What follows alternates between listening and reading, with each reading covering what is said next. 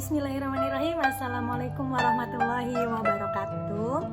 Saya Gevira Maharla Zuardi dengan NIM 2018 105 103 11042 yang mana akan membawakan materi tentang pengantar keuangan internasional dari mata kuliah Ekonomi Internasional semester 5. Yang pertama ada beberapa pembahasan. Yang pertama yaitu membahas tentang pengertian keuangan internasional.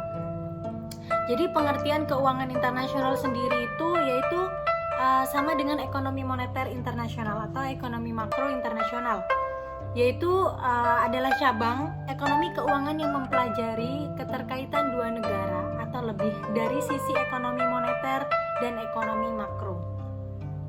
Jadi sebuah cabang ekonomi keuangan yang saling berkaitan dari negara satu dengan negara yang lain, yang mana yang di dalamnya lebih dari sisi ekonomi moneter yang dibahas, yaitu lebih dari sisi ekonomi moneter dan ekonomi makro, seperti itu yang dipelajari. Oke, untuk pembahasan yang kedua yaitu tentang pasar valuta asing. Di sini dibagi menjadi 4. Yang pertama yaitu pasar valuta asing adalah pasar yang memfasilitasi pertukaran valuta untuk mempermudah transaksi-transaksi perdagangan dan keuangan internasional. Jadi valuta asing ini adalah pasar yang memfasilitasi pertukaran valuta untuk mempermudah transaksi antara negara satu dengan yang lainnya, yaitu tentang keuangan dan juga membahas yang juga keuangan internasionalnya.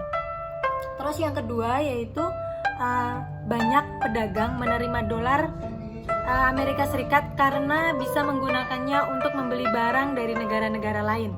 Jadi banyak pedagang itu menerima dolar Amerika Serikat karena bisa menggunakannya untuk membeli barang dari negara-negara lain. Jadi dolar Amerika AS ini bisa digunakan untuk di negara-negara lain juga, seperti itu. Terus yang ketiga yaitu membahas tipe transaksi falas. Yang paling umum adalah jual beli falas memakai kurs spot atau nilai tukar berjalan suatu valuta. Jadi tipe transaksi falas yang paling umum adalah yaitu jual beli falas memakai kurs spot.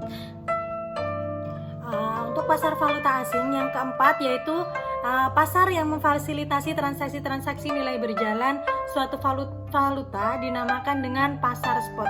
Jadi pasar yang memfasilitasi transaksi-transaksi nilai yang berjalan suatu valuta itu dinamakan dengan pasar spot. Kemudian ada pembahasan dari pengantar keuangan internasional itu bagian 3, yaitu ciri bank-bank yang memberikan valuta asing. Itu ada 5 cirinya. Yang pertama itu daya saing dari kuotasi. Kemudian yang kedua yaitu hubungan khusus dengan bank. Yang ketiga yaitu kecepatan eksekusi. Yang keempat yaitu nasihat mengenai kondisi pasar berjalan. Kemudian yang kelima yaitu jasa peramalan. Nah, selanjutnya yang bagian keempat.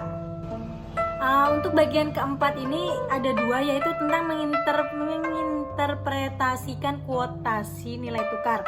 Yang pertama yaitu kuotasi langsung, yaitu kuotasi nilai tukar yang ditunjukkan oleh jumlah dolar per unit valuta asing.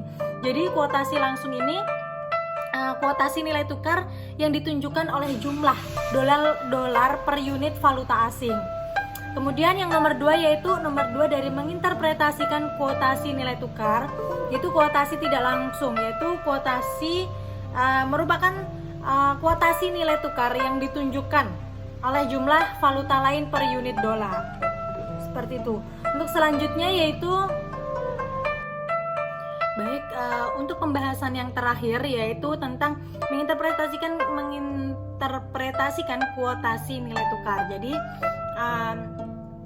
kurs silang merupakan kurs antara valuta A dan valuta B jika diketahui masing-masing kurs antara valuta A dan valuta B dengan valuta ketiga.